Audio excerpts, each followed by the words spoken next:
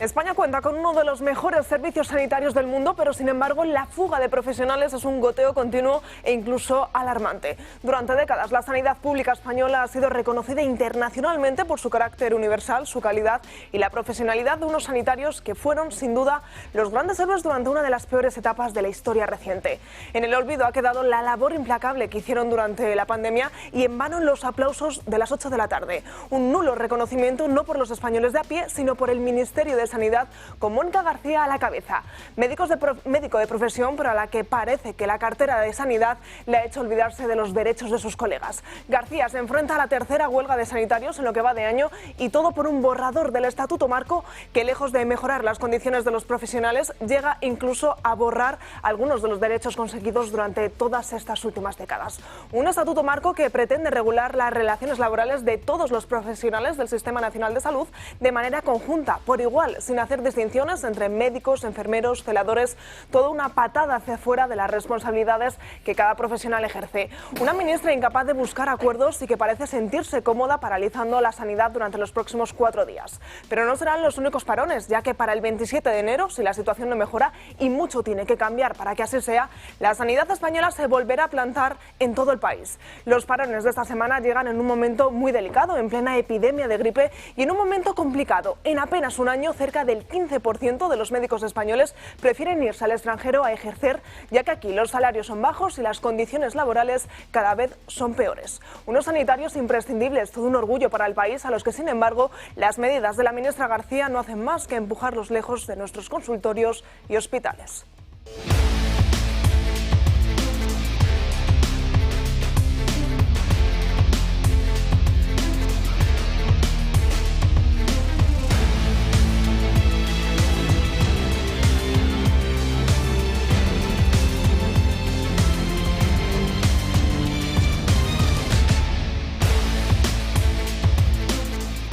¿Qué tal están? Muy buenos días. Martes 9 de diciembre miramos el Santoral San Juan Diego. Por delante 2 horas de programa en el que, como no podía ser de otra manera, estaremos muy pendientes de esos parones convocados por los sanitarios en toda España. Estaremos hablando precisamente con un médico que nos contará cuáles son esas reivindicaciones, qué es lo que no gusta de ese Estatuto Marco y qué debe mejorar, por qué ese portazo que la ministra Mónica García les viene dando mes a mes y que no consigue llegar a un acuerdo con ellos. También muy pendientes de la inmigración, es que tenemos noticias desde la Unión Europea, esa política migratoria que frenaría de lleno todas las políticas que desde España están intentando fomentar, y también pendientes de la última hora del caso Salazar, y es que está previsto que en el Consejo de Ministros echen a una de las cabecillas de toda esa trama, a la mano derecha de Paco Salazar. Todo ello se lo iremos contando, se lo iremos desgranando en las próximas 2 horas, pero como siempre vamos a comenzar saludando a las personas que me acompañan hoy aquí, y como gran noticia hoy está con nosotros don Julio Ariza. ¿Qué tal? Muy buenos días. Grandísima noticia. Nos llevas dando una semana. Ya ves tú, ya habrá gente que al verme ya habrá desconectado. Les ruego, por favor, que se queden un ratito más. Después de una semana de vacaciones, prácticamente de no venir portando a caña. A ver, estando los contertulios que están hoy, yo ya me puedo marchar, porque tiene mucho más que aportar que yo, seguro. Además, el dinosaurio sigue allí, o sea, que es el señor Sánchez. Y no hemos podido echarle, somos unos negados, joder. A ver si lo consiguen entre los jueces y algún guardia civil, porque la cosa está complicada, ¿eh? Y sobre todo porque antes estábamos pensando que nos tendríamos que ir de España, pero tal como están las cosas nos vamos a tener que ir de Europa, porque en Europa no hay manera de que haya un pelín de transparencia, no hay manera de que nos cuenten de verdad las cosas, no hay manera ni siquiera de conocer los contratos de Pfizer con Úrsula. Es que no podemos tener información de ninguna parte. Es decir, han secuestrado la democracia en la práctica, un tipo de gobernantes que están mucho más cerca del autoritarismo que de un concepto de verdad de libertad y de uso razonable del poder, ¿no? De uso sensato del poder. Vamos a ver, pero hay muchas cosas que comentar. Úrsula es que cambian de teléfono, ¿eh? Todos estos gobernantes borran o cambian de teléfono corriente. Sí, con naturalidad. Total. Sí. Es verdad, es verdad. Quien no me falla, Josep María Francas, muy buenos días. ¿Qué tal el puente? Bueno, pues ha pasado. Otra vez de nuevo. Madrid estaba colapsada, me dicen, porque yo no solí casi, pero no se podía ni andar. Pero, en fin, hoy quería comentar una cosa que me pareció muy interesante, porque es una información de The Objective, que dice: la deuda por habitante se ha triplicado en España en los últimos 20 años. cada español debe ya 33.300 euros. Sabiendo que el sueldo de la mitad de los españoles son 23.000, tenemos un problema, porque no podemos pagar ni trabajando un año. Pero, en fin, lo que es más interesante es que debemos mucho más, pagamos muchos más impuestos, el gobierno recauda mucho más y los servicios públicos están mucho peor. Véase, por ejemplo, carreteras, Renfe, cercanías, distancia corta o larga, sanidad, vivienda, etcétera. Entonces, yo no sé, porque siendo de ciencias, con esto que he hecho, alguien se ha quedado el dinero. Digo yo. Y yo no me he quedado ninguno, ¿eh? O sea que no. Y creo que los aquí presentes tampoco. Con lo cual, se habrá quedado el dinero el que tiene la llave de la caja. Por supuesto. Y hay que recordar que en 1975 la deuda era el 7% del PIB. No debíamos nada. Y ahora, mira. Estamos pasado el 100 y pico. ¿Qué no, pero de todos modos, déjame hacerte un matiz. Dices, esta es una información de Objective. La información es que en los últimos 20 años se ha multiplicado por 3. Eso no es una información desde mi punto de vista. Eso es un dato. Es un dato, sí. Pero no es una información. No, vale, sí. Es decir, eso no era desconocido, eso está en todas las estadísticas, está ahí. Solamente sí. Puedes, por ejemplo, hacer la misma noticia diciendo en los últimos 15 años, o en los últimos 10 años, o en los últimos 40 años. Por eso hay que... Sí, tienes toda la razón. El tipo lo saco hoy. Sí, pero si tú coges Wikipedia y le dices, por ejemplo, dame la estadística de los últimos 10 años de cuántos varones caucásicos han nacido en Burgos, pues tienes lo que tú llamarías una información. Sí, sí. Y seguramente José Ramón Riera nos ha dicho eso sí, más veces y con más decimales. datos y con más exactitud. Lo que el diagnóstico es que estamos jodidos. Sí, ¿Por qué? Porque debemos un montón de dinero, bueno, Europa no sabe cómo pagarlo y parece que ha encontrado una fórmula, que es la guerra. Pues ese es el problema. No acabo de entenderlo. Para mí ese es el problema. Sí, tampoco entiendo decir, que la guerra te pague deudas. No, pues la guerra paga todo porque la guerra acaba con el valor de la moneda. O sea, sí, pero en general sube la deuda con guerra. No sube ninguna deuda. Pregúntale a Alemania. Sí, no. Hombre, eso es otra cosa. Pero acabas con un problema de deuda porque además es un problema que tenemos todos y todos están interesados en que se resuelva. Todo el mundo casi, sí. No, Marcos, tú de eso, tú... Vamos a terminar de presentar. Marcos de Quinto, muy buenos días. Bienvenido, Ignacio Vasco, buenos días. Buenos días, Natalia. Buenos días. Ahora sí, contesta Julio Marcos, por favor. No, hombre, bueno, cuando una manera de acabar con la deuda es la inflación, que eso sí, destrozar los bolsillos de la gente, claro. Pero cuanta más inflación generas, y la guerra genera también inflación, pues entonces reduces lo que es la deuda, pero bueno. En Alemania sabía mucho, porque en la República de Weimar llegaron a llevar el dinero con carretillas, o sea, había billetes de 10 millones de marcos, ¿no? Y yo no sabía porque el otro día, de cosas que he escuchado este fin de semana, yo no sabía que en España llegó un momento que había dos pesetas distintas, la peseta del bando nacional y la peseta del bando republicano. La peseta del bando nacional estaba con una inflación de un 40 y pico %. Y la del bando republicano, no sé si eran 1000 y pico o 10.000 y pico %. Eso que acabas de decir es una información. Y por tanto estaba petada. La que te ha caído, Francas. Por tanto estaba petada. No, es que yo soy biólogo, no soy periodista. Es un biólogo que hace monólogos. No distingo. Y es que además en ese escenario de inflación creciente que tenemos, aparte de ese problema de moneda, al final es una subida de impuestos permanente. Es decir, lo que está recaudando el nivel histórico que tenemos de recaudación ahora tiene que ver con eso y con no tomar medidas como la deflactación de bases, por ejemplo, para mejorar la vida de las personas. Es decir, sin tocar nada, hemos pasado de unos 70.000 millones de recaudación en el IRPF a 120.000 y no se tocó ninguna ley. Pero es curiosísimo que, hablando del año, como hablaba yo antes, de los años 70, cuando no había ni IRPF ni había IVA, y se construía vivienda, se construía vivienda social, se hacían grandes obras de infraestructura, presas, etcétera. Y en la actualidad tenemos récord de recaudación de impuestos, tenemos récord de fondos europeos que recibimos y en vez de reducir la deuda todavía nos endeudamos más. Entonces, lógicamente, pues el dinero primero se va a gasto corriente, cuando teniendo fondos europeos, que son fondos que no son recurrentes, que te los dan en un determinado momento, lo que habría que hacer era invertir para necesitar menos gasto público, modernizar la justicia, por ejemplo, para necesitar menos funcionarios, etcétera, pero no, se está utilizando, yo creo, esos fondos que no son recurrentes para financiar gasto corriente, lo cual es un disparate absoluto, y luego además pues posiblemente pues se está utilizando para regar a un montón de ONGs en el extranjero, que vete a saber si dentro de 5 años seguirán existiendo o ya no existen y dónde ha ido a parar ese dinero de esas ONGs amigas que están en el extranjero. Porque nos envían un mensaje muy confuso. Nos dicen que, en fin, que lo de trabajar es casi esclavitud. Y que lo que tenemos que hacer es liberarnos del trabajo, y entonces pues en vez de 5 días a la semana hay que trabajar 4 días, en vez de 8 horas hay que trabajar 6, en vez de pero tal... esclavitud es lo que estamos viviendo ahora, claro, porque en la época feudal, el otro día lo recordaba en una presentación, en la época feudal, oye, el señor feudal que se te llevaba el diezmo, pero ahora el día de la liberación fiscal es el 18 de agosto, en 2025 ha sido el 18 de agosto. Quiere decir que nosotros, siervos de la gleba, de estos golfos, nos hemos tirado desde enero hasta agosto trabajando para ellos, y es a partir del 18 de agosto cuando nuestro esfuerzo y nuestro trabajo, oye, pues es para nosotros el fruto de ese esfuerzo y de trabajo, pero hasta agosto esto es peor que, pues que el si quiere usted, como dicen ellos, que trabajemos menos y que tengamos más tiempo libre, oiga, que trabajemos para el Estado solo hasta marzo. Pero, ya verá usted cómo nos quedan un montón pero de... Julio, pero solo algunos. Es decir, esos regímenes de horas de vamos a trabajar estas horas y tal, en los autónomos no cuentan,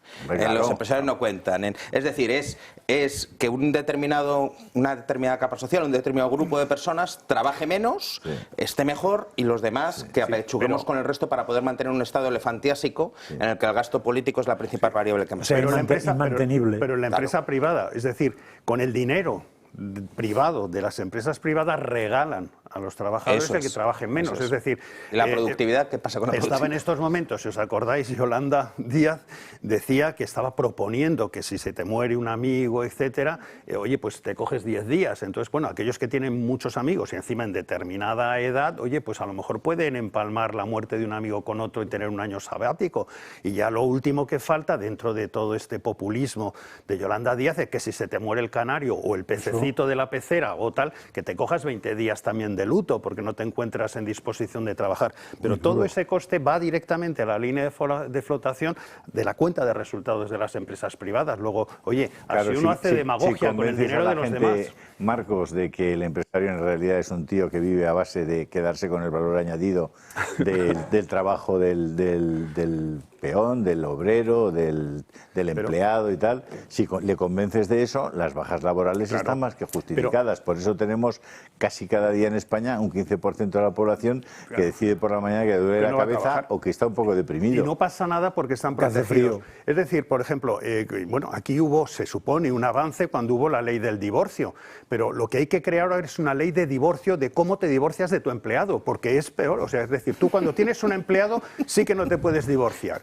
Ahora, te puedes divorciar de tu mujer o lo que sea, pero de un empleado, o sea, es que es imposible, es imposible. Entonces habrá que montar una ley de divorcio de esa manera, porque ya cuando uno contrata a alguien es para toda la vida. Es para toda la vida, para la enfermedad y para la no enfermedad y para el absentismo y no el absentismo. Entonces esto es un disparate y así, bueno, pues vamos a quebrar el país, lógicamente. ¿Quién va a querer tener un empleado? ¿Quién quiere tener un empleado si se te puede quedar embarazado? Veremos a ver si esta situación rocambolesca por la que está atravesando el país se vería reflejado o no en las elecciones. Pues bien, hoy tenemos una encuesta que publica el Español que nos dice qué ocurriría de celebrarse hoy elecciones generales. Y ahí lo están viendo en sus pantallas porque el Partido Popular conseguiría 145 diputados, 8 más de los actuales. El Partido Socialista sufriría una caída de hasta 19 diputados y, como nos vienen mostrando las encuestas desde hace meses, el partido que más subiría sería Vox, que pasaría de los 33 diputados actuales a los 59, es decir, 26 representantes más en la Cámara Baja. Sumar bajaría hasta los 11, Esquerra Republicana conseguiría 8, Junts 6, Bildu sumaría 1 más de lo que tiene y se quedaría con 7, PNV 6, BNG 2 y de nuevo Podemos volvería a entrar en el Congreso con 2 diputados. Pero es que además otro periódico, en este caso El El País ha hecho una encuesta puntuando a los líderes políticos y ojo porque ningún líder político español aprobaría. El que mejor nota tiene, pero ya lo están viendo con un 3,34, sería Pedro Sánchez. Sigue llamando la atención que el presidente del gobierno siga siendo el político que mejor nota saca. Santiago Abascal un 3,31 y a la cola lo están viendo Irene Montero con un 2,4, Yolanda Díaz con un 3,19. En esta misma encuesta también se les preguntaba a los españoles la necesidad o no de convocar elecciones generales y ojo porque 6 de cada 10 españoles creen que se deberían adelantar los comicios electorales, creen que los españoles deberíamos pasar ya por las urnas para intentar cambiar la situación política en la que nos encontramos. Julio. ¿Qué voy a decir? O sea, si Pedro Sánchez sigue siendo el más valorado, mejor valorado. ¿Yo qué quieres que te diga? Dice, bueno, pues sigue habiendo un montón de gente que es que no hay manera. No se entera. O sea, por favor, o sea, pongan, si son ustedes de izquierdas, pues elijan a alguien de izquierdas, pero no me elijan a alguien que es ya, en fin, que se ha traspasado todos los límites de lo legítimo, de lo legal, de lo razonable, está poniendo el sistema patas arriba y construir un sistema que funcione y que sea democrático, que sea libre. Es complicado, es muy complicado porque en general todos los seres humanos somos una opinión diferente a la del otro. Entonces, poner de acuerdo a los humanos es muy difícil. Es una de las actividades más nobles, pero también más complejas, la política. Sí. De esa encuesta del País, lo que es tremendo es verla respecto a las elecciones de 2023, estos resultados. Y caen todos, porque cae Pedro Sánchez, o sea, yo creo que hay que verlo de una manera dinámica. Cae Pedro Sánchez tremendamente, cae también Feijóo, curioso, y el que tiene una subida espectacular es Abascal, que se coloca en segunda posición, cuando creo que arrancaba desde la quinta o la cuarta posición. Pero lo que sí me llama la atención del Español es el titular que han puesto. El titular es: Sánchez vuelve a hundirse a 102 escaños, mientras Feijóo conserva 145 y podría gobernar sin Vox, pese a su crecimiento. Esto es muy curioso de que podría, y tienen razón en el titular, podrían gobernar sin Vox si pactan con el PSOE. Si pactan con el PSOE, por supuesto, tendrían 247 escaños. Ahora, si pactan con Vox, pues sería 204. Bueno, yo creo que hacen referencia a la posible abstención de la izquierda, para que Vox no tenga... Toda la suma de la izquierda. pero que es lo mismo. No, pero si tú quieres... Sí, pero Julio, discúlpame, si tú quieres gobernar, no solamente sentarte en la Moncloa, que es lo que está haciendo en esta legislatura Sánchez, porque Sánchez toda esta legislatura lleva 3 años sin presupuestos. Entonces, si tú quieres tener presupuestos y no solamente tal, necesitas, que eso se llama gobernar, tener presupuestos. Entonces, si quiere tener presupuestos, tiene 2 opciones, Feijóo. Una, pactar con el PSOE, unos presupuestos donde, lógicamente, pues oye, se siga pasando a un Ministerio de Igualdad un montón de dinero, o a los sindicatos come gambas y tal, o pactar esos presupuestos con Vox, lo cual le exigirían determinadas cosas. Entonces, no digo gobernar integrado dentro del gobierno, pero si quiere gobernar necesita presupuestos, y si quiere presupuestos tiene 2 opciones, o que se los apruebe el PSOE o que se los apruebe Vox. En el caso primero, que lo podría hacer perfectamente, yo creo que sería el suicidio del Partido Popular. Sería el suicidio del Partido Popular. Sí, eso está claro, pero a ver, antes de aprobar presupuestos tiene que ser investido.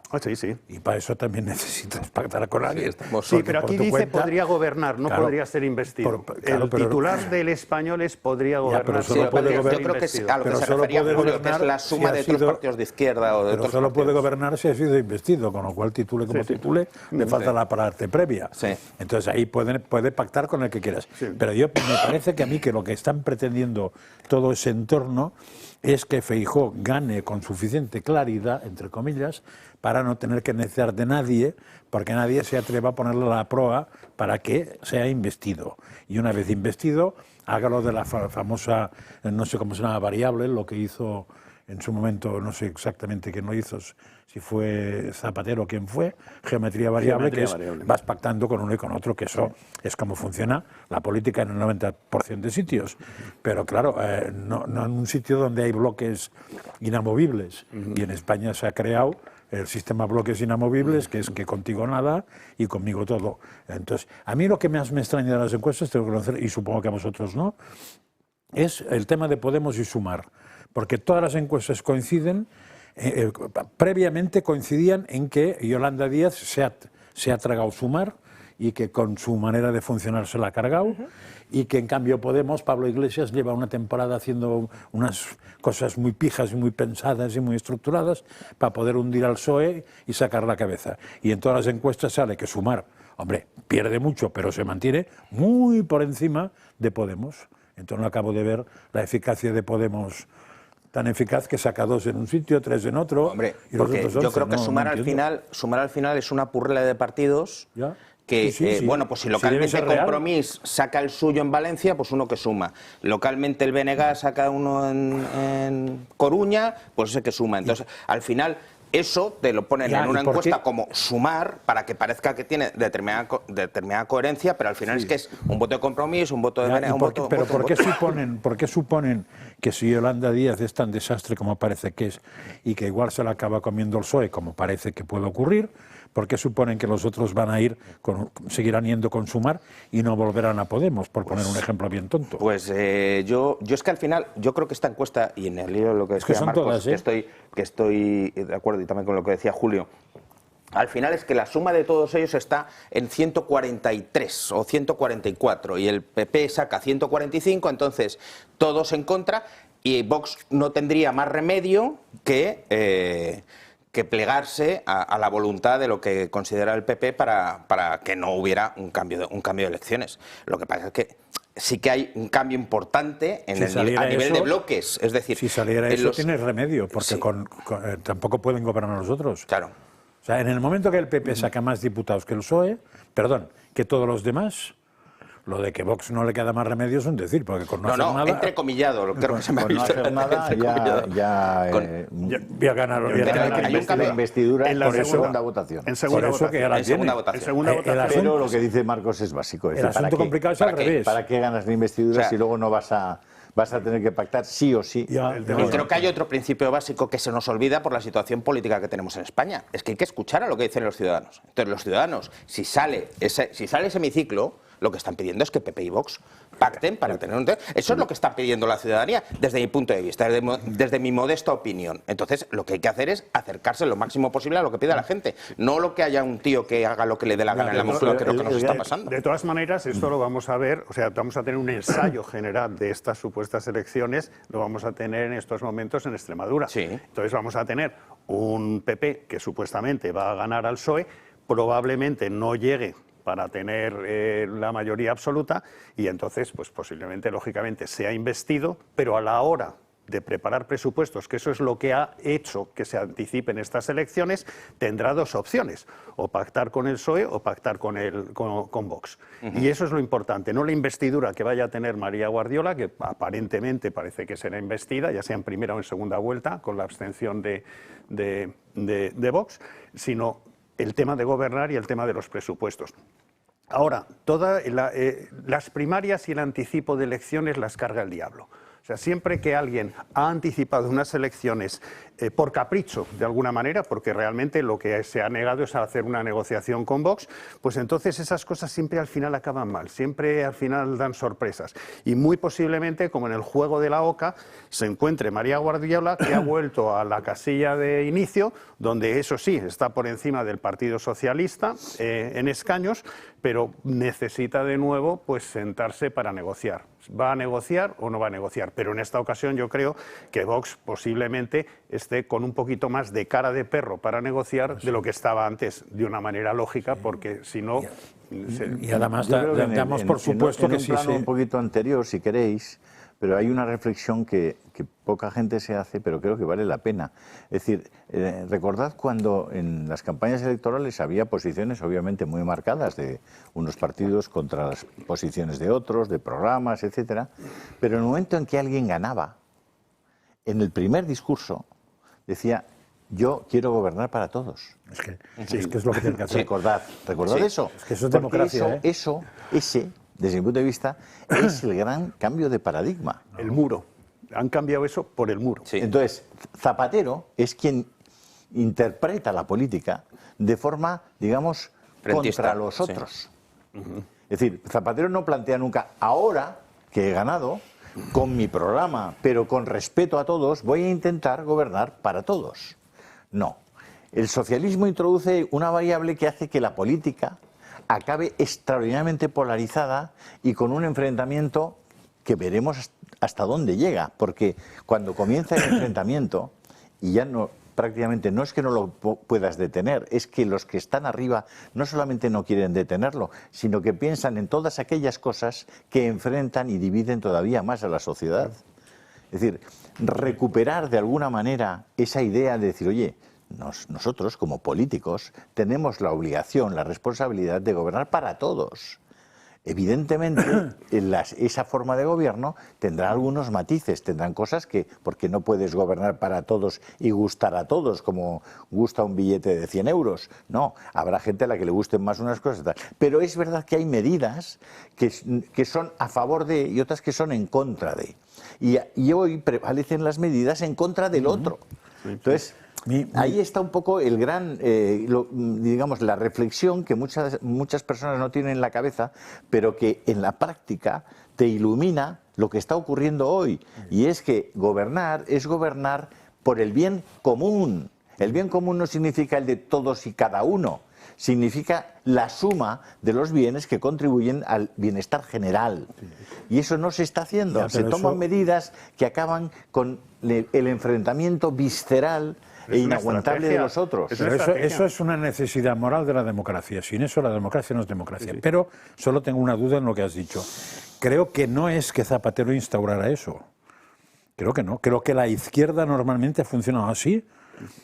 Que igual el paréntesis de Felipe es un poco distinto, pero antes antes en la Segunda República ya me explicarás cómo funcionaban. Es que absolutamente lo mismo. La confrontación es el combustible de la izquierda. Claro, vuelve al sitio, ¿eh? La lucha de clases, mi duda es, Felipe, no lo tengo claro. Y todas las causas las tienen que colocar y posicionar como una confrontación. Y eso es el combustible de ellos, porque si no hubiera confrontación se acababa la izquierda. Entonces eso es parte de su estrategia, de su razón de ser, si no, no existirían. El paradigma probablemente de eso es el Plan Hidrológico Nacional, es decir, que es una de las primeras medidas que toma Zapatero. El último gobierno de Aznar, y especialmente con Jaume Matas a la cabeza del Ministerio de Medio Ambiente, se tira 2 años construyendo puentes entre diversas comunidades autónomas, diversos intereses, diversas cuencas fluviales, etcétera, etcétera, hasta que llegan de forma casi milagrosa, a que se apruebe por mayoría absoluta en el Congreso de los Diputados un plan que resolvía para el futuro todos los problemas de agua de la mayor, de las comunidades más penalizadas, de Murcia, Andalucía, la Comunidad Valenciana, etcétera. Bueno, eso estaba resuelto y estaba financiado. Y pagado. Y me cago en la leche, y hay elecciones, y gana Zapatero. ¿Y qué hace Zapatero? Primera medida, se carga algo que había unido, que había sumado, que era importantísimo, que no costaba dinero, que era puro progreso, se lo fundió con una firmita, con lo que llaman una orden ejecutiva, se lo fundió.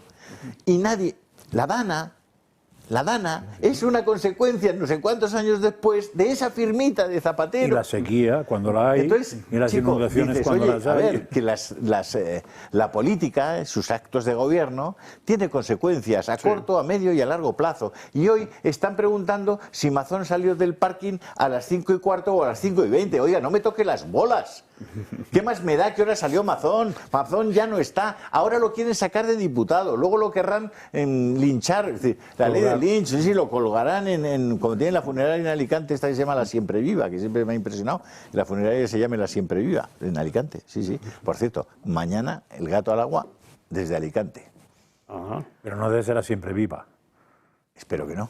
Pero hace un tiempo. Vamos a otro escenario que quizá también nos sirva como ensayo de cara a un adelanto electoral, que es en Aragón, porque Aragón podría ser la próxima comunidad autónoma en adelantar esas elecciones autonómicas. Y es que Jorge Azcón se ha dado hasta este viernes para llegar a un principio de acuerdo con Vox para sacar adelante los presupuestos del próximo año. De no lograrlo, el lunes firmará la disolución de las Cortes y convocaría elecciones para el domingo 8 de febrero de 2026. Además, ayer conocíamos que Pilar Alegría, la candidata candidata del Partido Socialista a la Comunidad de Aragón, habría tendido la mano a Azcón para aprobar el techo de gasto, una situación que no ha hecho más que confirmar la sensación que el Partido Popular tiene de que el Partido Socialista tiene pánico a unas elecciones, en este caso unas elecciones autonómicas en la Comunidad de Aragón. Durante toda esta semana estaremos muy pendientes de esos movimientos de Jorge Azcón con Vox para ver si PP y Vox llegan a un acuerdo para intentar evitar esas elecciones autonómicas, y si no, bueno, pues el viernes le contaremos esa ruptura de gobierno y la convocatoria de elecciones de cara a ese 8 de febrero. Oficialmente ya ha empezado la Navidad aquí en Dando Caña poco a poco. Durante todos estos días les vamos a ir dando pequeñas pinceladas. Hoy les vamos a ir amenizando esta mañana con un villancico titulado Villancico Sueños de San José, que han cantado, han elaborado y nos van a hacer disfrutar durante los próximos minutos los alumnos del Colegio Los Tilos de Madrid.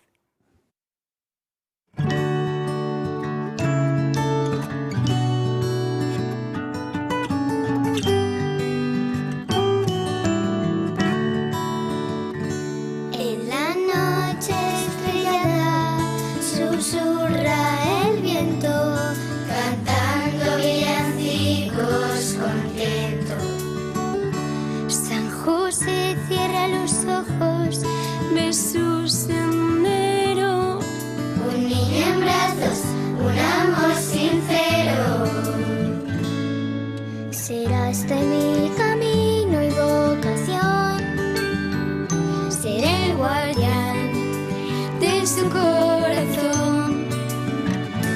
Duerme niño, bajo el manto del cielo, María te mira, tan puro y pequeño.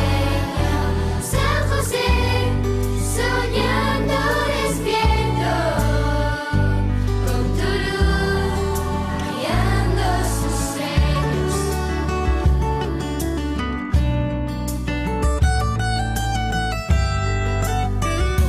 En sus manos María lleva esperanza, su sonrisa es la mayor alabanza. José pregunta, en silencio al firmamento, ¿quién soy yo para vivir este momento?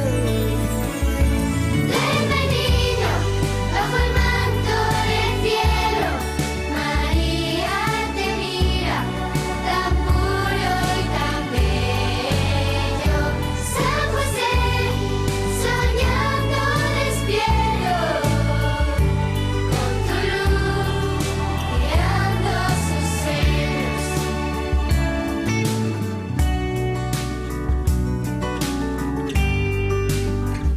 Los sueños son hilos, tejiendo el destino.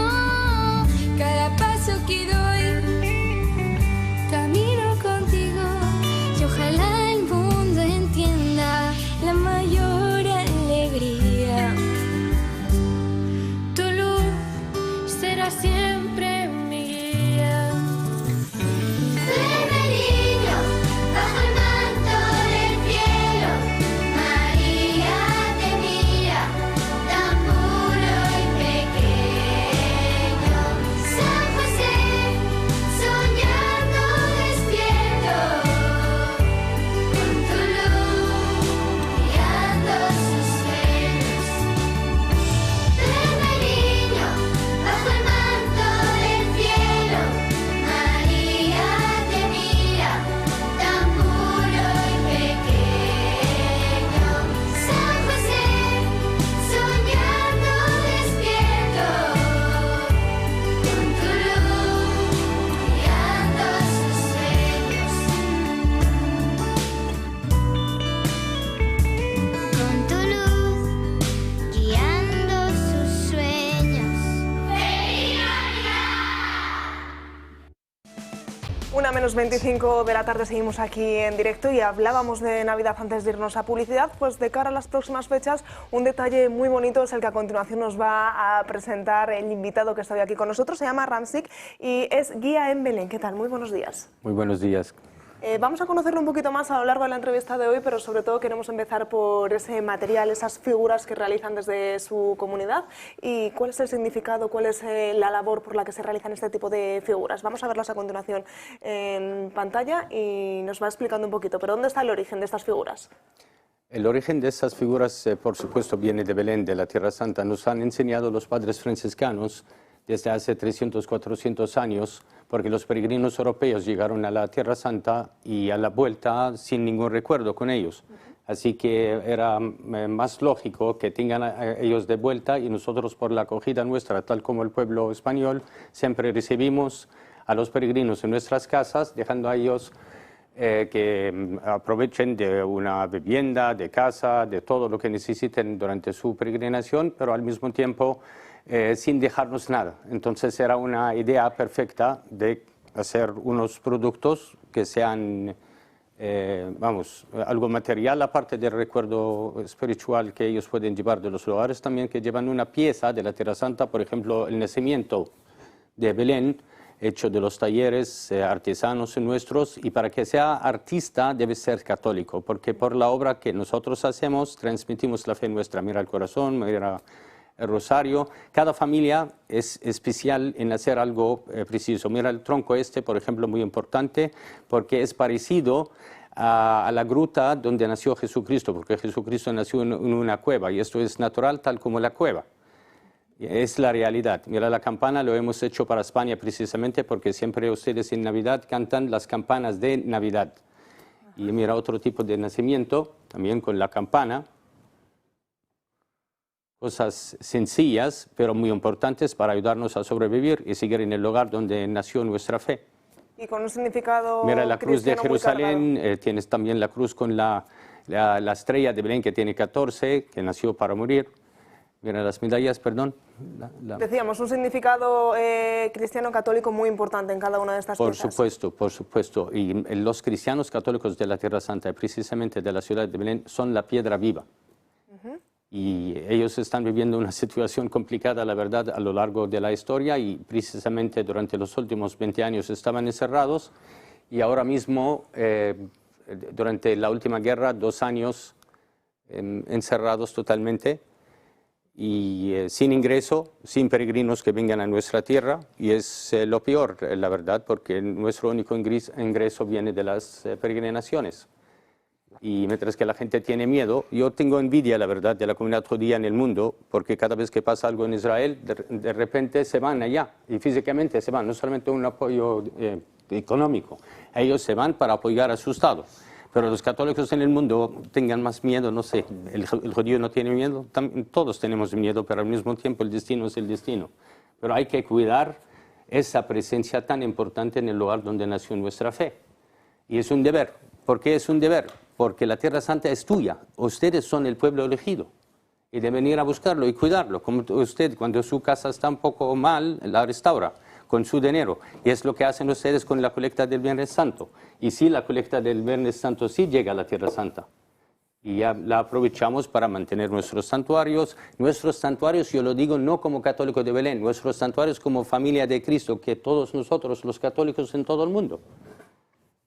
Sí, estas últimas décadas han sido complicadas en Belén, pero sobre todo estos 2 últimos años nos comentaba que ha sido todavía más crudo, han sido más difíciles, más negros, y que el turismo ha sido una de esas piezas claves que ha fallado y que bueno, muchos locales, veíamos, se han visto obligados a cerrar, y muchos artesanos, muchos dueños de esas tiendas han tenido que verse obligados a cerrar. Mira, nosotros en Belén, lo voy a responder en 2 maneras, si me permite. Primero, nosotros en Belén tenemos 56 hoteles, por ejemplo, nuevos, cerrados. Mira, ¿cuántas familias viven de esto? Y 95% de los hoteles pertenecen a nosotros como comunidad cristiana católica. ¿Hoteles? Hoteles, 56 tenemos en Belén. En Belén. Mira la cantidad que podemos nosotros recibir. Segundo, los talleres nuestros. No hay ninguna familia que no tiene un taller. Cooperativas, almacenes grandotes que recibir los peregrinos, todo cerrado, guías, empleados, lo que quiera, autobuses, todo cerrado, cero, es que tú llegas a 0 durante 2 años. Ahora, la segunda parte que me gustaría responder por un comentario que lo comentó un amigo mío, católico también de la ciudad de Belén. Me estaba diciendo antes de hacer ese viaje y venir acá, me ha dicho, ¿sabes qué? Si hubiéramos estado en una cárcel sería mucho más cómodo y más fácil, porque en la cárcel tú no te preocupes por nada. No pagas sanidad, ni pagas la universidad de los hijos, ni comida, ni nada. Pero tú estás en una cárcel y por encima te preocupas por lo suyo. Imagínense. ¿Cuántos católicos hay en Belén? Hoy hemos llegado a 5.000 católicos. personas. En total, como cristianos, dicen que somos 15, pero yo creo que somos 12.000. En el año 1975, cuando nací yo, el 75% de la comunidad de Belén eran cristianos. Hoy en día somos 8%. ¿Por qué? Por esa razón que acabamos de explicar, y tenso todo el rato, no hay movimiento. Por ejemplo, tú aquí en Madrid arranca el coche y te vas a Francia, te vas a París. Yo no puedo salir de 3 kilómetros cuadrados, estoy encerrado con una muralla. Debes de edificar murallas y de hacer tanta inversión fuerte para hacer un montón de murallas. Podemos invertir el dinero en hacer puentes. Explícame esto que no puedes salir de Belén. ¿Por qué? Porque soy palestino. ¿Legalmente no puedes salir de Belén? No legalmente, digo, todo el pueblo palestino no puede mover con libremente. Sí, no. Es decir, tú puedes estar en Belén, pero hay fronteras, es decir... Sí, por supuesto, estamos si encerrados, tratas de salir por una carretera y no sí. puedes ir a Jerusalén, no puedes ir a Jerusalén, olvídalo. Esto por un permiso especial, que está a 10 kilómetros de mi casa, con un permiso especial y a veces no. Y no sale siempre, y si sale, sale por horario. No durante 2 años no hemos salido de Belén. La gente no sabe que los católicos que viven en Belén están recluidos en 3 kilómetros cuadrados. ¿Recluidos por quién? Por el gobierno de Israel. Es que aquí se ha llegado a decir que el gobierno de Israel justo protegía a los católicos en los últimos años brutalmente. ¿Eso no es verdad? Ahora, para salir de Belén a otra ciudad de Cisjordania, de lo que llaman ustedes Cisjordania, porque en mi opinión, a Nazaret se olvida, ¿no? No se puede ir. No, pero necesita un permiso y hay que poner justificante, ¿sabes? Para decir por qué quieres ir, ¿sabes? Y no es cierto que tú vas a llegar allá, ¿sabes? Ahora, para salir de una ciudad de lo que llaman ustedes Cisjordania, porque en mi opinión Cisjordania es todo Israel, porque estamos confundidos nosotros aquí en España entre el 48 y el 67. 48 fue creado el Estado de Israel en Cisjordania de Palestina. Y luego en el año 1967 han controlado el resto de Cisjordania, lo que se queda que eran 20%. Entonces, Cisjordania es Israel y Israel es Cisjordania, Palestina es Israel y Israel es Palestina. Y cuando nació Jesucristo era palestino. Nació en Palestina y gracias a el sevillano también, Adriano, el emperador, que lo declaró que es Palestina. Aunque que leemos mucho, pero a veces nos falta o nos salta una idea. Entonces, el movimiento restringido, en nosotros, otra persona me ha dicho que, ¿sabes qué? Los cristianos se sienten como el pan entre los dientes. Pero no tiene que ver con la política por el sentido de guerra y tal. La gente pacífica quiere vivir en paz, quiere seguir allá porque las raíces vienen de allí. Y mira, nuestro nacimiento así lo vivimos nosotros. Nuestro nacimiento allí no fue por nuestra decisión, es la decisión de Dios. Tenemos una misión de seguir allá y siempre pedimos el apoyo a Dios. Pero esta vez, aparte de pedir el apoyo a Dios, hay que pedir al mundo que sean intermediarios para apoyarnos y seguir, ¿sabes? Sí, una cosa, siendo el cristianismo una religión mayoritaria, da un poco la impresión que, bueno, que está siendo perseguido por todo el mundo y que hay una cierta insolidaridad entre los cristianos. Estamos viendo las matanzas en Nigeria, estamos viendo todas las atrocidades que se están perpetrando contra los cristianos y sin embargo pues falta una voz o una solidaridad para tratar de alguna manera de generar una autodefensa entre los propios cristianos. Es como que cada uno está como abandonado y bueno, pues ¿cómo lo sentís de esta manera? ¿Un abandono de otras comunidades cristianas en el mundo? La verdad, por otra incluido el Vaticano. Mira, por ejemplo, yo voy a tomar el ejemplo del Papa Francisco. Diariamente, y desde el hospital estaba llamando a los cristianos de Gaza. Diariamente, personalmente, él estaba comunicando con las familias, con el párroco que está en Gaza.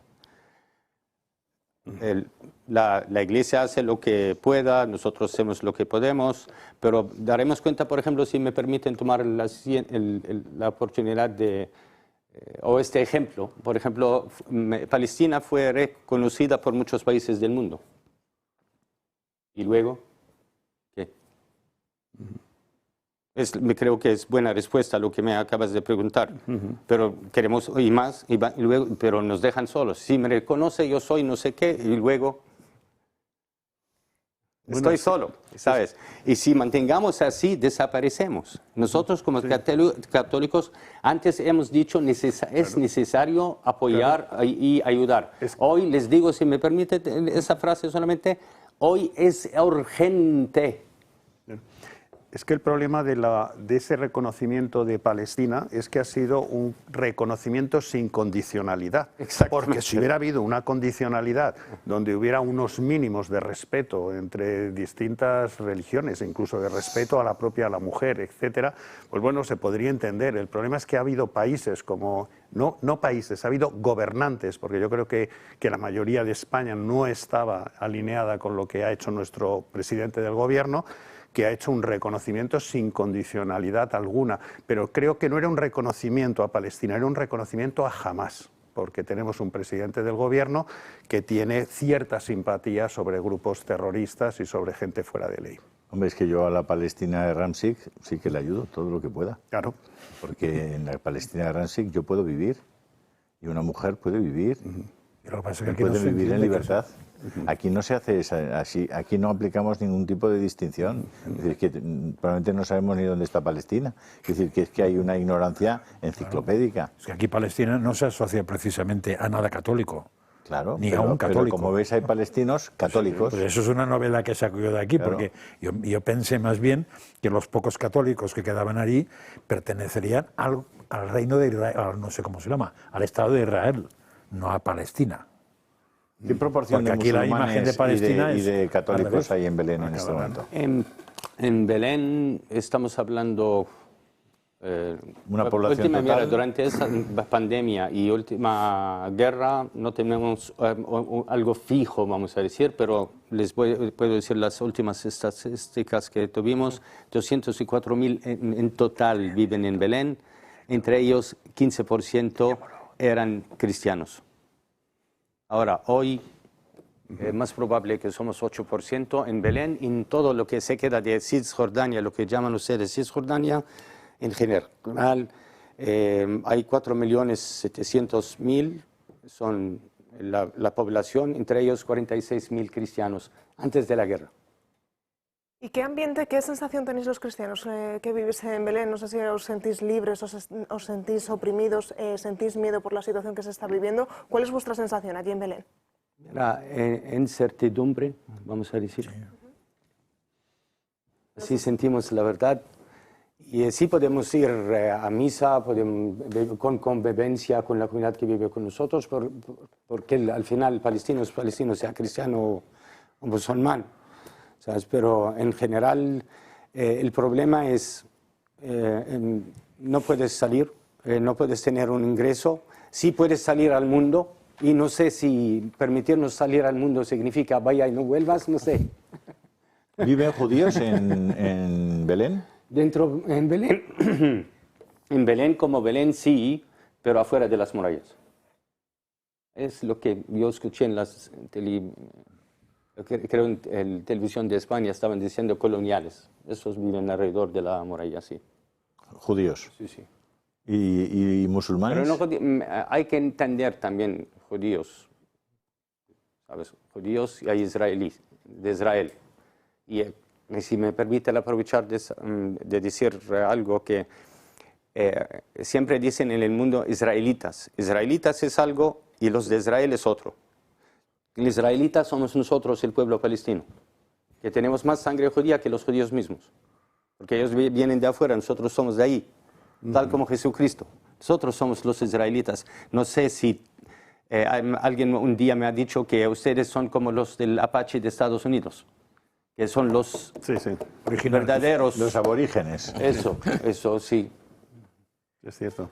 Sí, sí. Vamos a acabar con una buena noticia. Este fin de semana por fin se recuperaba después de 2 años ese encendido del árbol de Navidad en Belén. Fue un momento simbólico, pero también muy emotivo para todos los allí presentes. La verdad, la cantidad de gente fue muy bien preparado por el alcalde de Belén, que es de la comunidad cristiana ortodoxa, también muy amigo mío, también se llama Maher Kanawati, por el ministro del Turismo, también un conocido nuestro, que ambas han trabajado muchísimo. Maher Kanawati estaba en España, estaba en Italia, estaba en muchos países, intentando promover también tal de lo que seguimos nosotros al mismo camino. Pero lo que es extraordinario, la cantidad de gente que llegaron de toda la Tierra Santa y de Israel también, pero eran, por supuesto, cristianos, pero la mayoría que estaba en la plaza musulmana, que vinieron a celebrar. Vinieron a celebrarlo y diciendo que es una fiesta nacional del país.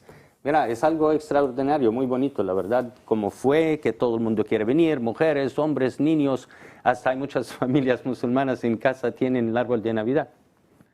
Es que puede ser que nosotros somos del mismo origen, ¿sabes? Pues... ¿Y qué hacemos para que Ramsik se lleve unas perrillas a Belén y pueda ayudar a esa comunidad que está realmente abocada a la extinción si no le echamos un cable desde aquí, ¿no? Si no comprendemos que estáis sufriendo muchísimo, ¿no? Y que no tenéis en la práctica soluciones para generar ingresos, ¿no? Aquí tendremos que entenderlo y tratar de ayudaros.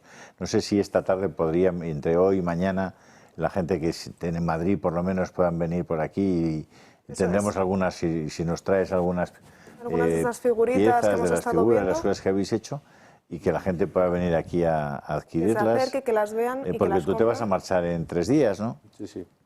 Entonces, igual hoy, mañana, pasado también, o...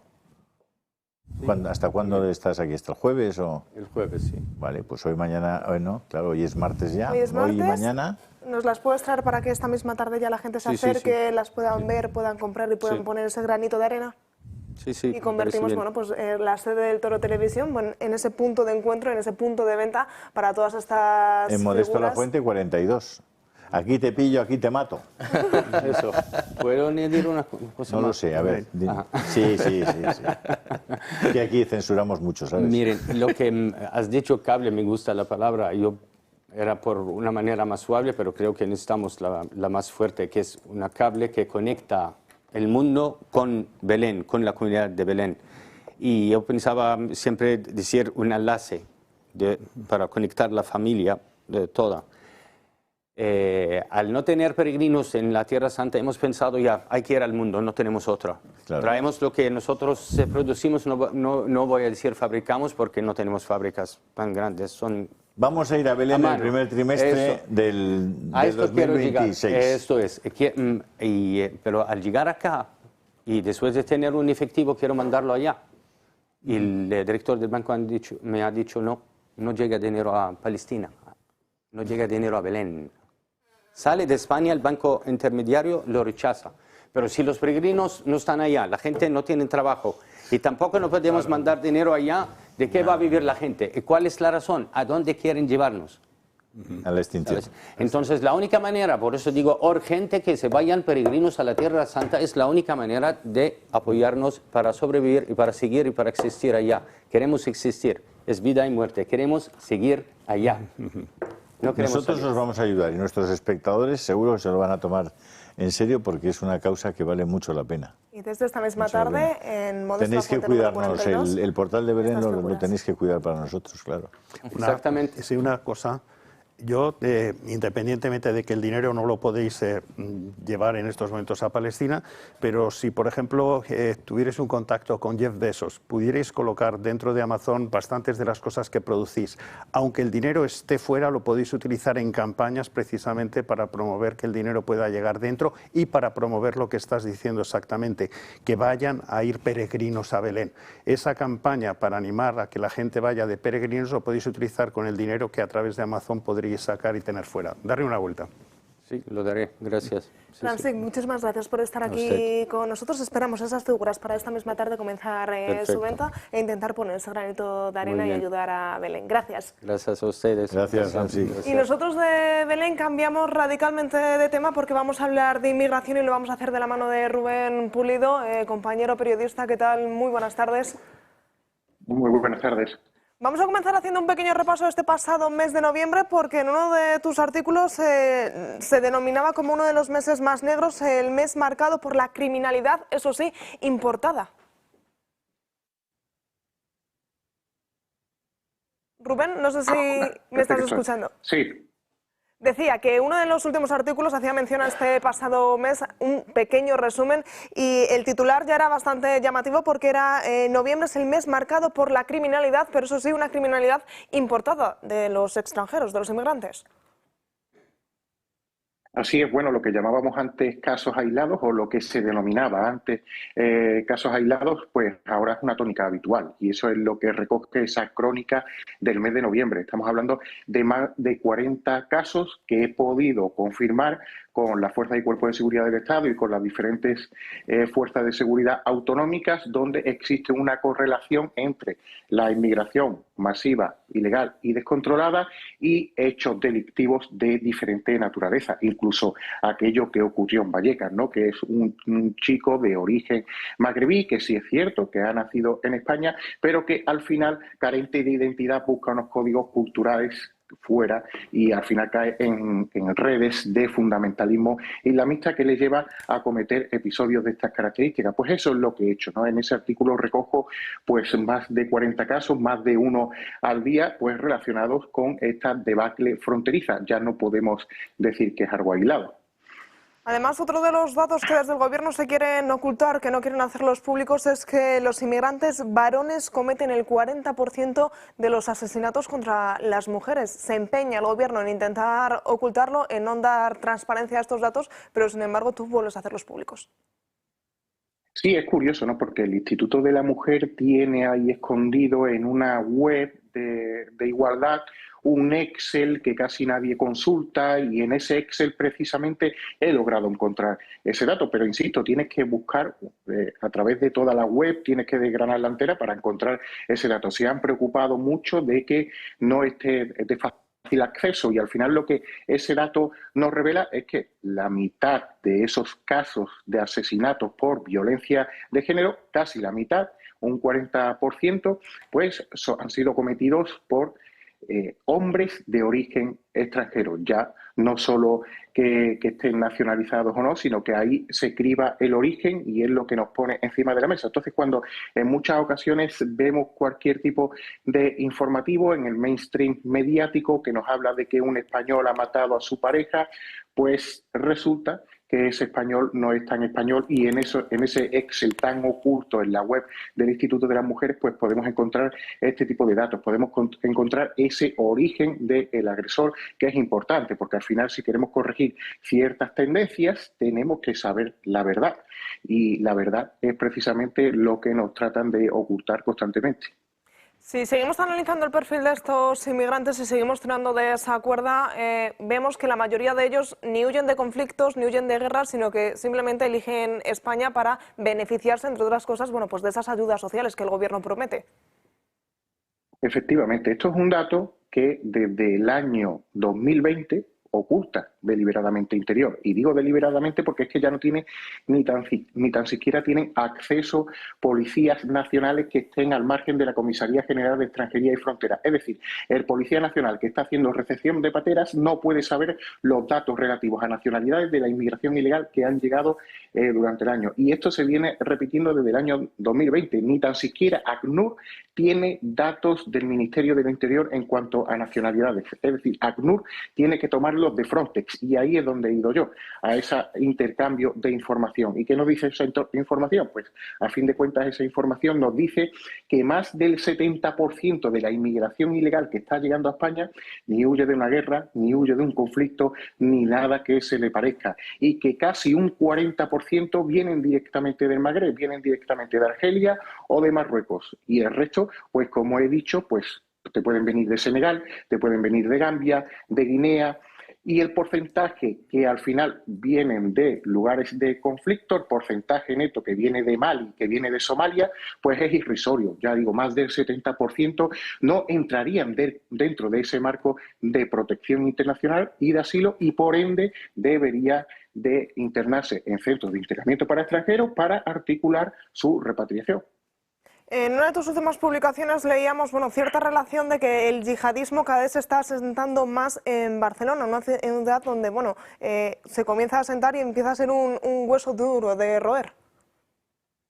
En estos últimos años hacia atrás, las detenciones por yihadismo en España han aumentado exponencialmente. En estos momentos estamos hablando de 97 detenciones. Vamos camino a las 100. Faltan 3 detenidos que se van a materializar de aquí a fin de año, porque la Policía Nacional ya me ha hecho saber que hay muchas investigaciones abiertas en esta línea. Para irnos a 100 detenciones tenemos que irnos al 2004, tenemos que irnos al 11M. Desde entonces jamás se ha visto una cifra similar. Y el patrón que se está repitiendo en estos últimos años, efectivamente, es que el 30%, un tercio de esas detenciones, están teniendo lugar en Barcelona y están teniendo lugar la mayoría en Cataluña. Es decir, hay una predilección por parte de estos fundamentalistas islamistas, hay una predisposición a dirigirse hacia Cataluña y a encontrar objetivos en Cataluña, porque una operación de los Mossos en abril del año pasado ya revelaba que se estaban haciendo seguimientos a policías que vigilaban la Sagrada Familia, fotografías a la Sagrada Familia. Es decir, hay un objetivo claro, que es la Iglesia, y hay un lugar claro en España donde se llevan a cabo más operaciones de este tipo, que es Cataluña y Barcelona, que recoge el grueso de todas esas detenciones. Afortunadamente, la Unión Europea parece que comienza a reaccionar y en las últimas horas ha anunciado un endurecimiento de sus políticas migratorias con menos ayudas para inmigrantes, todo lo contrario que España. ¿Es una buena noticia para intentar, o un primer paso para intentar frenar la inmigración ilegal? Sí, bueno, y se habla también de esos centros de clasificación en países extranjeros.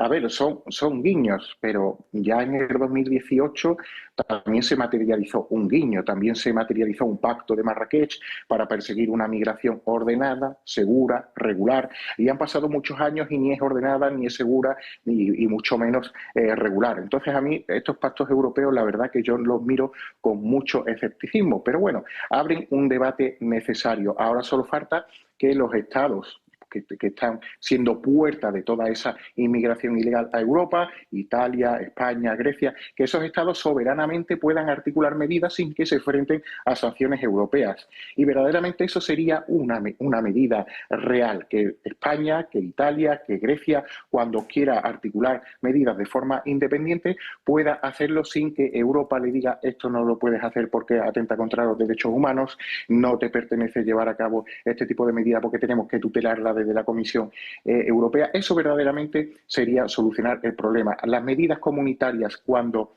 en Centro Europa están padeciendo una inmigración procedente de ruta de los Balcanes que está materializando una merma y somos los países del sur de Europa los que estamos aguantando todo esto, pues a mí me parecen brindis al sol. Yo creo que al final se va a diluir en nada. Pero bueno, están abriendo el debate, al menos nos permite hablar de esto y señalar cuáles son los errores y cuáles pueden ser los aciertos. ¿Qué está pasando en el aeropuerto de Barajas? Está entrando un flujo de inmigrantes que también, pues desde el gobierno, también las autoridades intentan ocultar, pero sin embargo tú sí que lo estás haciendo público.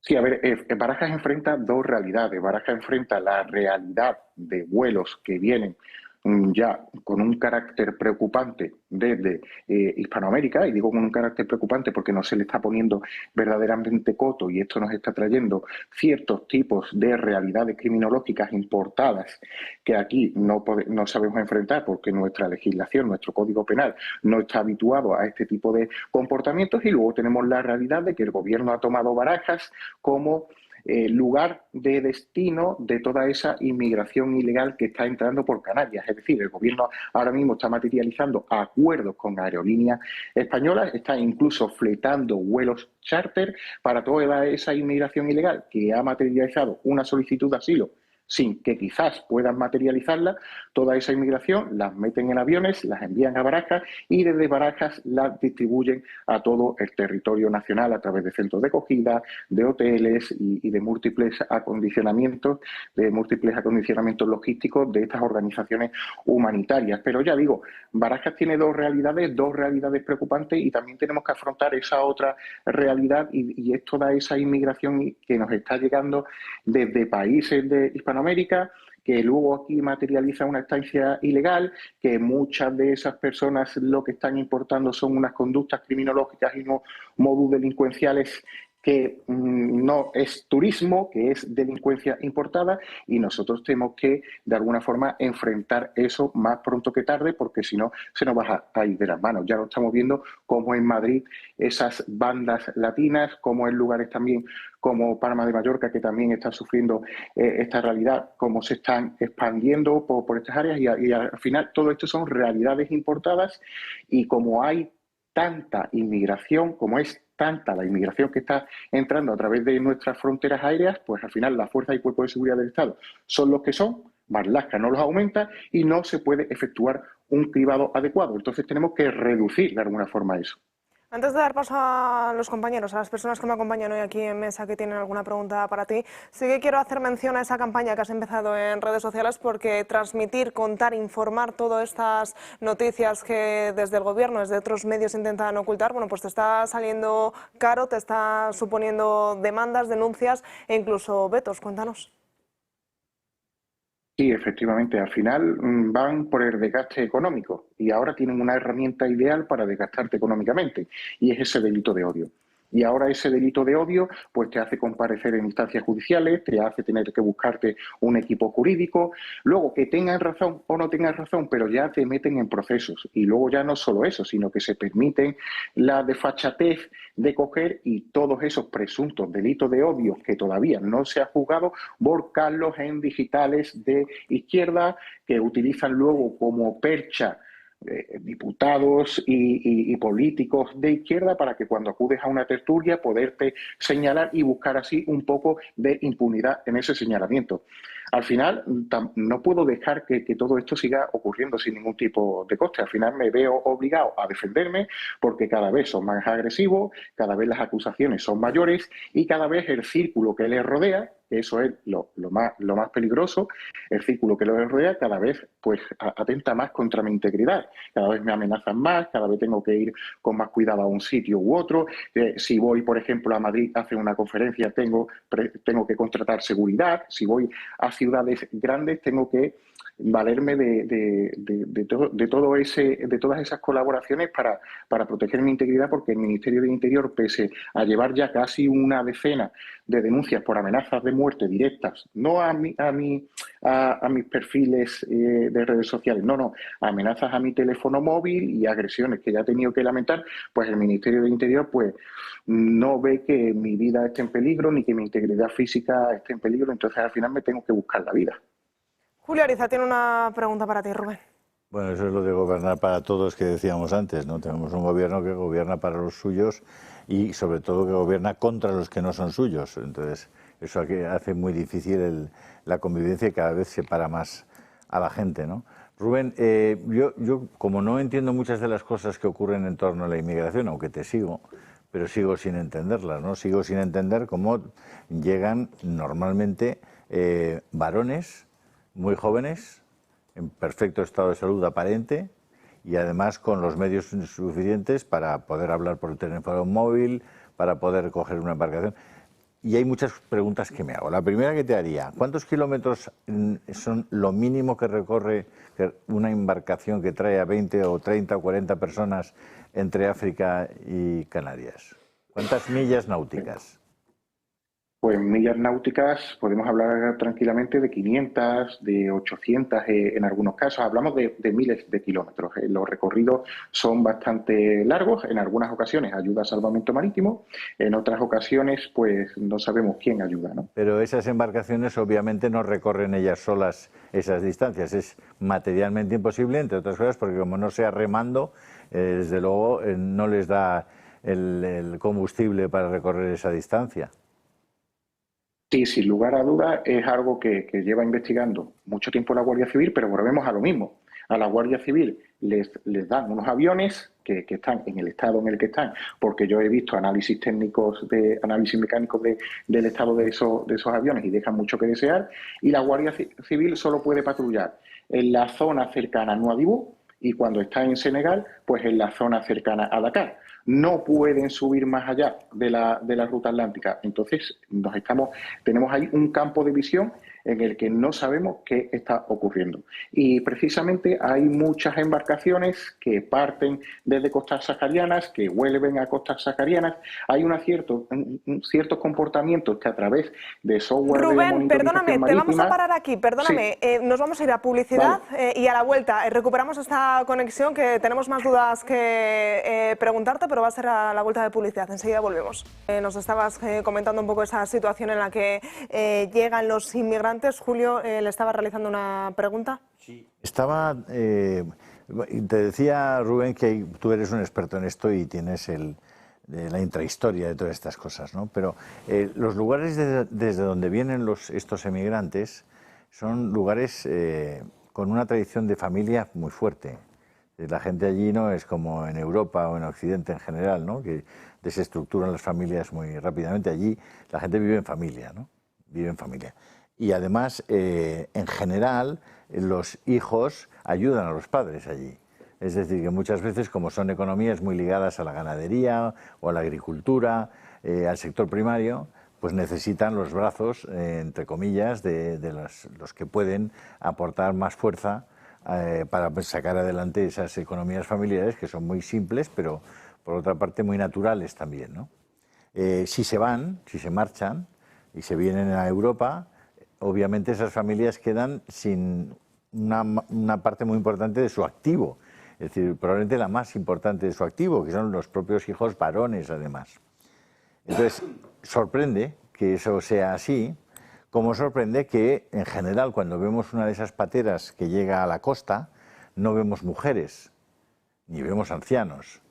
No vemos mujeres, pero sin embargo, el otro día, un policía nacional de una de las islas me decía que sí salen mujeres de origen, y salen una o dos mujeres siempre, que después de ser, entre comillas, usadas por todos los que allí van, son arrojadas al mar. Claro, a mí eso me pareció algo ya que supera todo lo concebible, estremecedor, pero me aseguró que eso era así. Es decir, que son travesías largas y que las mujeres son, en la práctica, violadas sistemáticamente y después arrojadas al agua. ¿Puedes decirnos algo de todo esto? En rutas marítimas y en rutas terrestres y en travesías que se hacen a través de convoyes por el desierto del Sáhara, por ejemplo, hasta llegar a lugares como Argelia o a lugares como Marruecos, para luego terminar en Ceuta, en Melilla, también embarcar en Orán, embarcar en Argel, todos esos puntos de Argelia que ahora están siendo utilizados en esa ruta balear. También hay trayectos por vías terrestres, no solo hay trayectos por vías marítimas, sí que es cierto que los que más se producen en estos momentos son por vías marítimas, pero en esos trayectos por tierra también se producen todas estas series de abusos. Se trafica con niños, se abusa de las mujeres, muchas se quedan por el camino, muchos de estos niños son vendidos por el camino para conseguir más dinero, para superar ciertos pasos fronterizos, al final abogando por la inmigración tal cual está ahora mismo contemplada hacia España, hacia Europa. Estamos abogando por todo esto.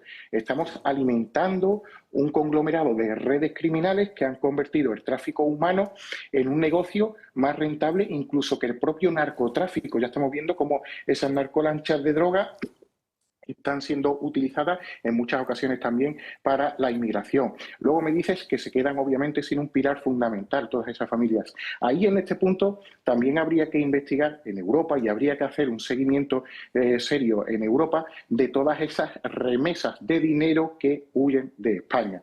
Es decir, ellos huyen de sus países de origen con una capacidad física y en algunos momentos incluso con una capacidad intelectual que les permite hacer dinero fácil y enviar todas esas remesas de dinero a origen. Es decir, estamos perdiendo capital, ahogamos a los autónomos, ahogamos a nuestras empresas, subimos los impuestos a los ciudadanos, sin embargo no controlamos los millones y millones y millones de euros que salen de España con destino a Marruecos, con destino a Argelia, con destino a Senegal, con destino a todos esos países de origen. En Francia ya hay muchos análisis en esta línea y esos análisis revelan, pues eso, revelan que hay una auténtica fuga de capital, una auténtica fuga de remesas económicas que salen de esos países con destino a esos países de origen. Están fuera, pero siguen alimentando a su familia y siguen Rubén, preparando el terreno para en algún día retornar. Bueno, al menos hemos tenido aquí a Ramsey, que hace un momento, no sé si has visto la entrevista, pero él nos explicaba que las remesas a Belén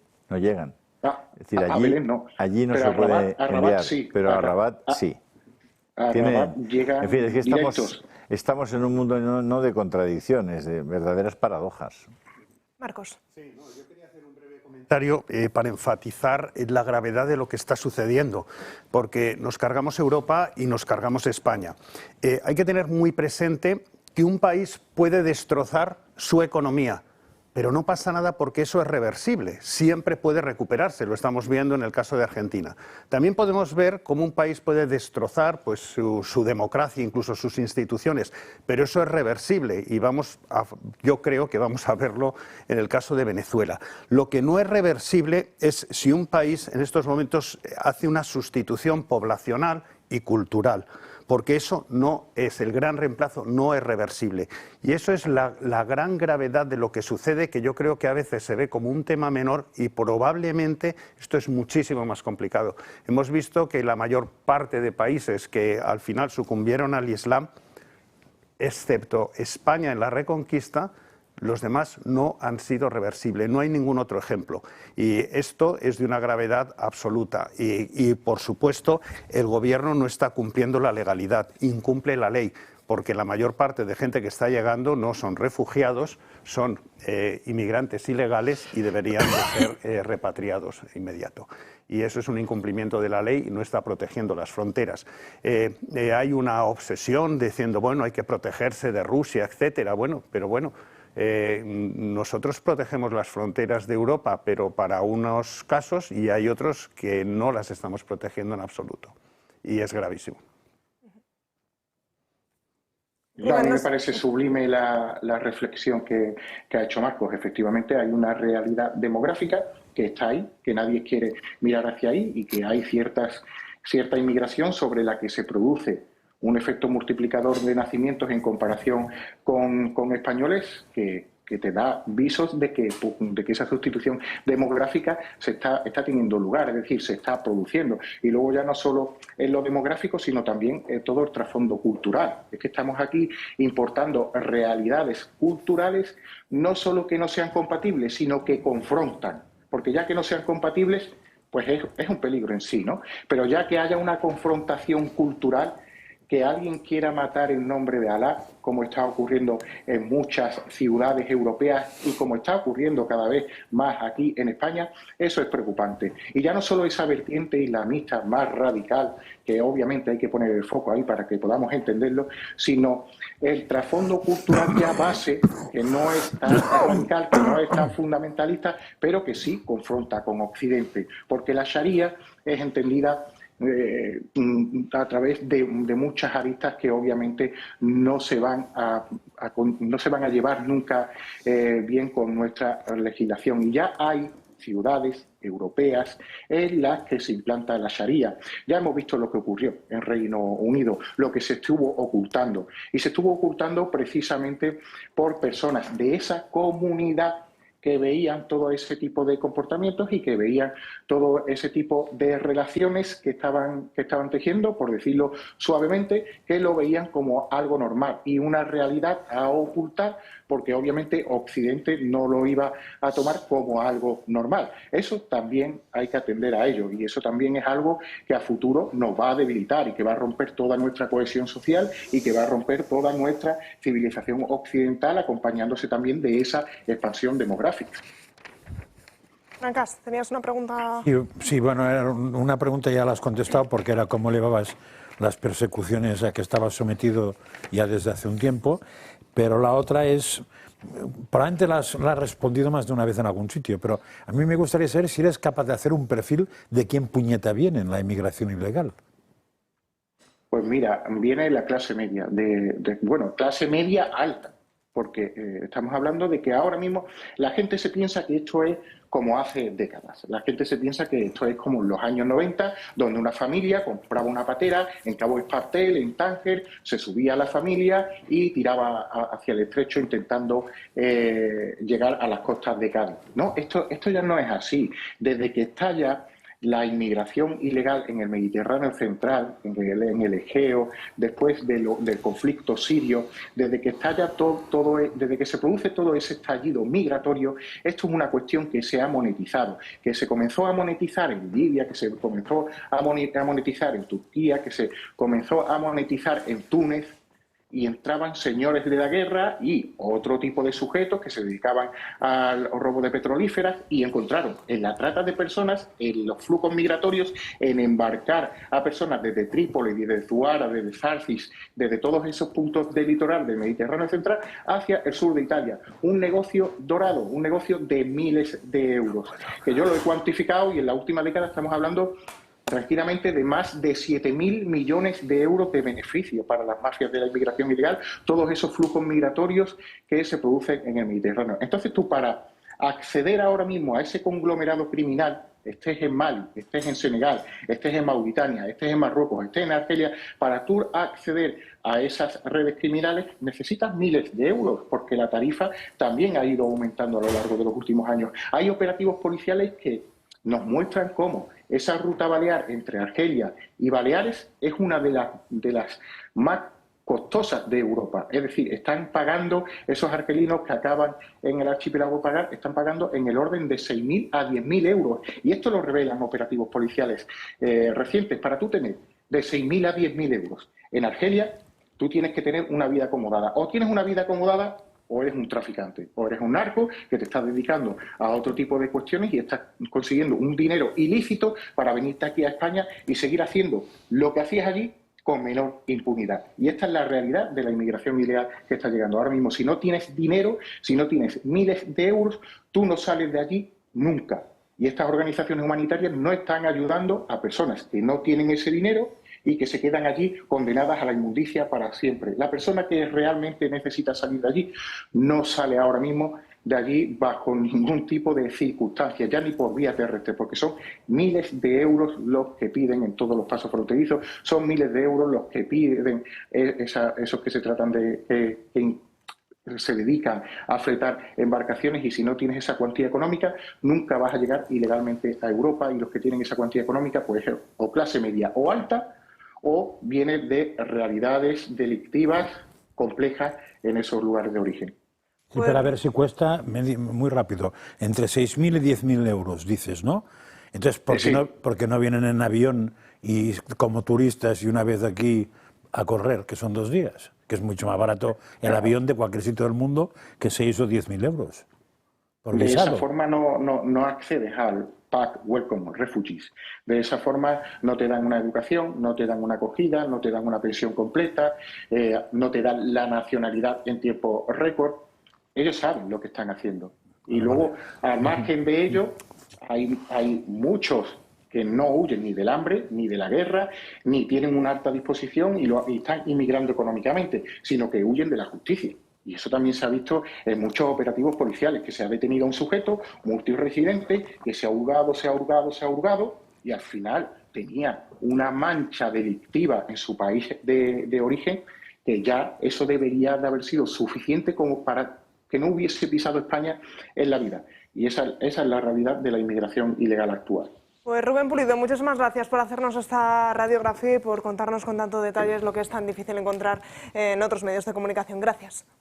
Un placer siempre. Buenas tardes. Hablamos ahora de los sanitarios en nuestro país porque hoy han arrancado una huelga, una serie de parones que se van a extender hasta el próximo viernes, pero para contarnos todos los detalles, para contarnos el motivo de esta tercera huelga, el tercer parón de los sanitarios en nuestro país, Alba Sánchez nos da más detalles. Muy buenas tardes. Muy buenas tardes. Pues sí, esto es una huelga que llega tras meses de negociaciones entre médicos, facultativos, sindicatos, comunidades autónomas y, por supuesto, el Ministerio de Sanidad.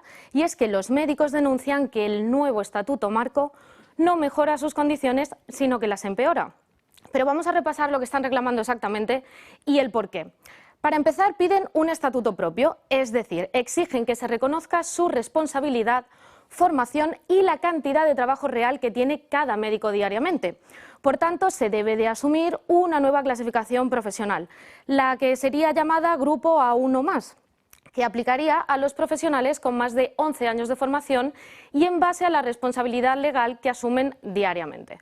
Otra de las claves de esta huelga es la propia jornada laboral. Los facultativos denuncian que hay semanas que llegan a trabajar más de 60 horas diarias y piden que se regularice su situación implantando una jornada de 35 horas reales y semanales, igual que pasa con las guardias de 24 horas.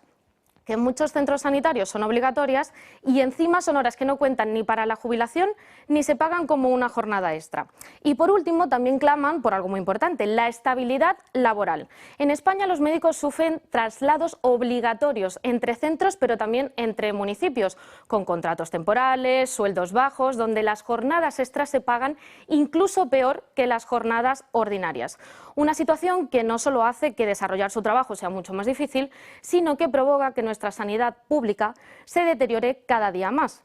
Razón por la que piden medidas urgentes que estabilicen y disminuyan la presión tanto para ellos como para nosotros, los propios pacientes. En resumen, que los médicos se han plantado y han dicho al Ministerio de Sanidad que se pongan un poquito las pilas, aunque ellos mantienen que su estatuto sí que avala esos derechos que piden ellos. Muchísimas gracias, Alba, y nos vamos directamente a hablar con una médico, con Catalina Fernández, que también es coordinadora nacional de Médicos Unidos por los Derechos. ¿Qué tal? Muy buenas tardes. Muy buenas tardes. Cuéntenos cuáles son las principales reivindicaciones. Escuchábamos a la compañera a grandes rasgos esas reivindicaciones, pero ¿cuáles son esas líneas rojas que no van a pasar por ellas? Pues mire, básicamente una de las cosas que no podemos pasar por alto y que además nos diferencian de los demás, y esa es la razón para pedir un estatuto que nos regule, es que no tenemos representación real en la mesa del ámbito de negociación. Las condiciones de los médicos las deciden básicamente otras categorías profesionales y eso nos está afectando y nos está afectando de una manera muy seria. ¿Qué ocurre en realidad? Lo que ocurre es que nosotros hacemos una jornada laboral normal como la de cualquier otra persona, pero después estamos obligados a hacer una jornada que ellos llaman jornada complementaria a mayores. Esa jornada es, como ya he dicho, obligatoria. Además de ser obligatoria, esas horas no computan como tiempo trabajado a efectos de carrera profesional y tampoco a efectos de jubilación. Se pagan por debajo de la hora ordinaria y además si tributamos por ellas un 35%. No hay nadie más dentro de todo el Sistema Nacional de Salud que trabaje bajo estas condiciones. Y repito, condiciones obligadas. La seguimos viendo, Catalina, y sí que la escuchamos. Sí. Muy bien, muy bien, muy bien. Perdonen, es que se puso la pantalla de otra manera. Bueno, es importantísimo transmitir eso a la población, que no estamos aquí para generar una huelga que a ellos les afecte negativamente. Asumimos que las huelgas van a afectar a nuestros pacientes y pedimos perdón por ello, pero es absolutamente imprescindible que tomemos medidas en este momento. Medidas por responsabilidad individual, porque no estamos aportando a los pacientes aquello que necesitan, no estamos en condiciones para hacerlo. Estamos absolutamente sobrecargados. Las jornadas de 24 horas no se pueden seguir asumiendo de esta manera. Cuando un médico llega a su hora 16 o 17 de trabajo, es imposible que responda como una persona que lleva 7 horas trabajando. Tenemos muchos problemas en este momento y la sociedad tiene un problema con la sanidad y es que se está quedando sin médicos. Cada vez somos menos. Ahora estamos en pico de gripe prácticamente. Los hospitales están empezando a recibir la afluencia de la gripe con 2 semanas de adelanto. Estamos empezando a colapsar. Lo que limita la asistencia no es el personal de otras categorías profesionales, es la existencia de médicos. Y les explico por qué. En mi hospital se acaba de abrir un ala específica porque no tenemos dónde meter a los pacientes. Ese ala se dota con personal de enfermería, con técnicos, con auxiliares, se dota con todo el personal que necesitan, pero no hay médicos para esa dotación. Entonces, ¿qué ocurre? Que al médico que está asignado otro sitio y que ya tiene sus propios pacientes, le duplican o le triplican el trabajo. Ustedes imagínense que si por mi sociedad científica está recomendado que vea 8 pacientes, mis compañeros están viendo 18. La asistencia que recibe ese paciente obviamente no es la deseable y ese médico acaba tarde, acaba agobiado y acaba extenuado. Por tanto, hay muchas razones para que nosotros estemos en la calle hoy. La primera es la dignidad laboral. Necesitamos hacer esto por nosotros y necesitamos hacer esto para que la gente sepa lo que está pasando en realidad. La segunda, necesitamos un estatuto propio, no por clasismo, ese discurso se tiene que acabar, no somos clasistas, somos personas normales, somos trabajadores normales. Sí es cierto que con una alta cualificación que se tiene que remunerar, pero personas normales, que no queremos diferenciarnos de los demás por capricho. Lo que pasa es que nuestro trabajo es claramente diferente y desde el Ministerio se nos impone una jornada de trabajo diferente. No nos pueden imponer una jornada de trabajo diferente y luego que esa jornada sea negociada por personas que no la llevan a cabo. Es imprescindible, si queremos mantener un sistema sanitario que funcione como tiene que funcionar, que era uno de los pilares de la sociedad del bienestar, que se tenga en cuenta que hay que negociar con los médicos, porque sin médicos no funcionan los centros de salud, no funcionan los PACs y no funcionan los hospitales. Lo que está limitando la asistencia a día de hoy es la falta de médicos. Hay que ponerle un nombre real al problema. Entonces, ¿qué queremos conseguir nosotros con esta huelga? Los motivos que comentaba tu compañera, necesitamos una representación propia, necesitamos negociar nuestras condiciones, somos conscientes de que no se puede eliminar el sistema de guardias de tajo porque no hay personal para poder hacerlo, pero estamos dispuestos a negociar, estamos dispuestos a seguir poniendo de nuestra parte, aun cuando sabemos que lo que implica es muy serio, porque lo que nos implica a nosotros trabajar la jornada normal más la jornada complementaria obligada es pasar 24 horas en el hospital trabajando a destajo la mayoría de las veces, es buscar quien te quede con tus hijos porque no hay capacidad de conciliar así, o contratar a una persona para tu casa, y exceder muchos aspectos de tu vida. Trabajamos domingos, festivos, a mí me toca Año Nuevo, me toca Semana Santa. Tienen ustedes que entender eso. Nuestras condiciones laborales no son las del resto y por eso necesitamos negociar esas condiciones laborales. Es imprescindible. Catalina, sí, perdón. Conmigo hay unos compañeros y Marcos de Quinto quiere lanzarle una pregunta, tiene una duda. Sí, no, primero Claro que sí. me parece absolutamente lógico lo del estatuto porque el que otras categorías, o sea, administrativos, personal de cocina o camilleros y tal, pues intervengan dentro de cómo es organizar el trabajo de los médicos, pues creo que tienen toda la razón.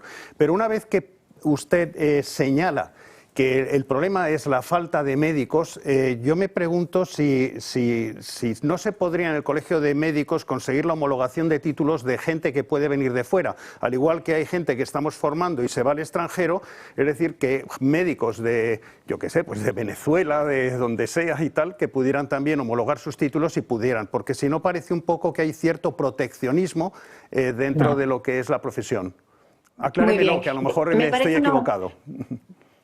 Me parece una pregunta muy, muy pertinente y le voy a explicar por qué. Mire, el sistema sanitario español es un sistema que ofrece muchísimas garantías. La gente que está formada aquí hace sus 6 años de carrera, una oposición a nivel nacional que es el examen MIR y 4 o 5 años de formación sanitaria especializada.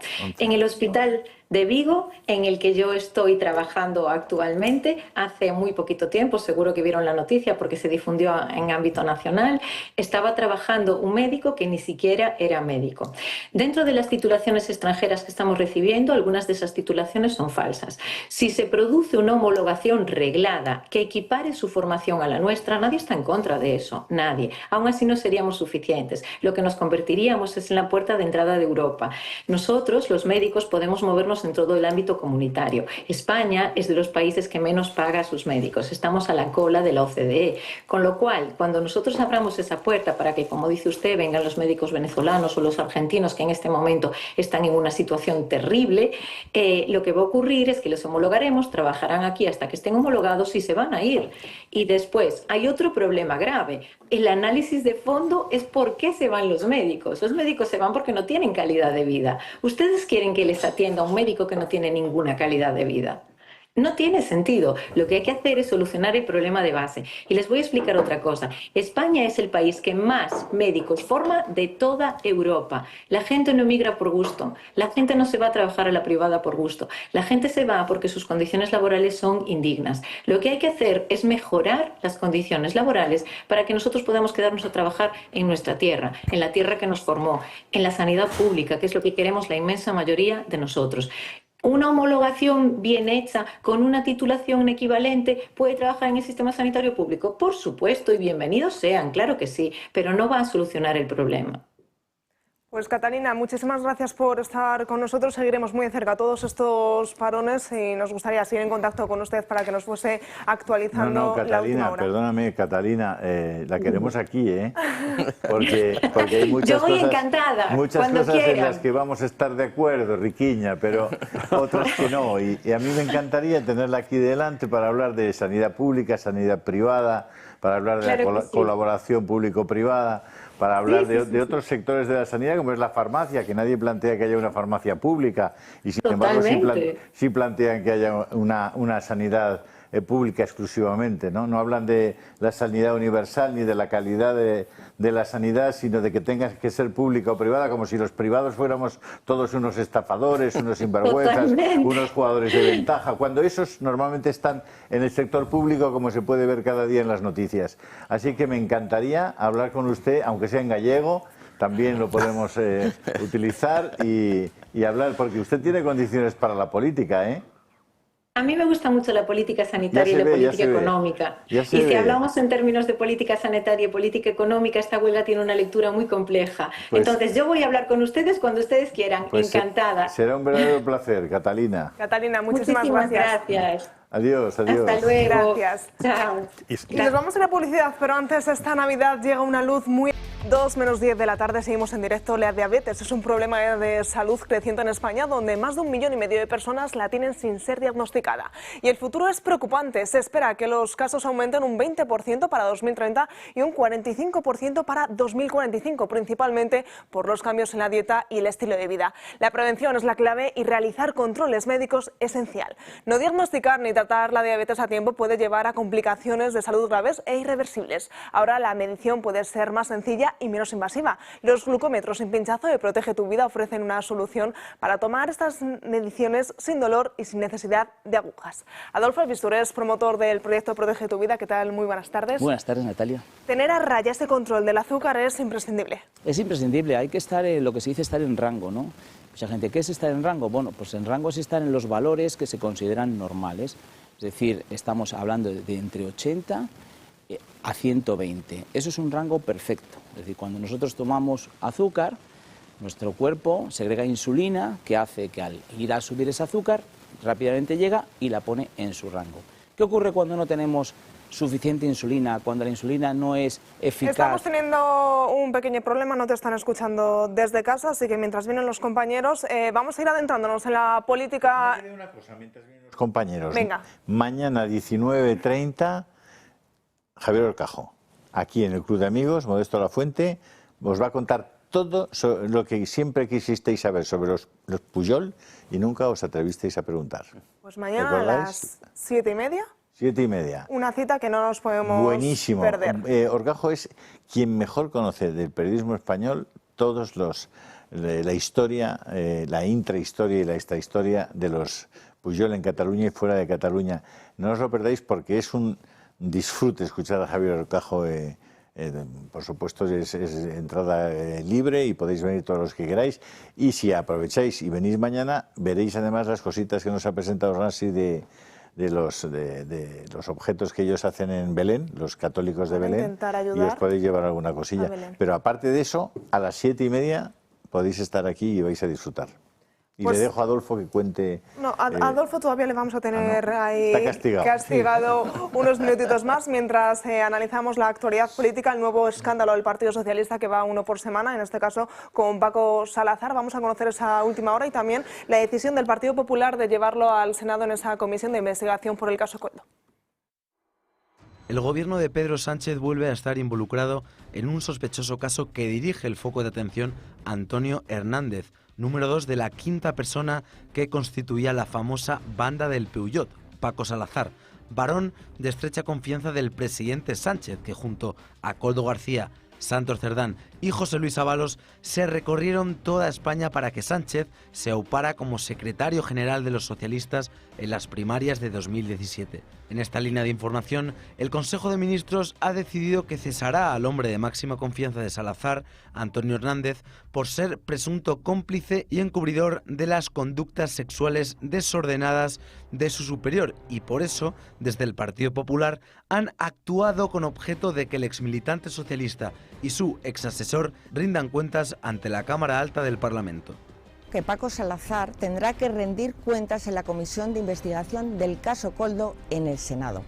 Las mujeres no merecen que un presidente acorralado por la corrupción quiera proteger al acosador Salazar para comprar su silencio, porque sabe demasiado. Antonio Salazar estaba llamado a ostentar un rol clave en el Partido Socialista, el adjunto en la Secretaría de Organización tras la salida de Santos Cerdán.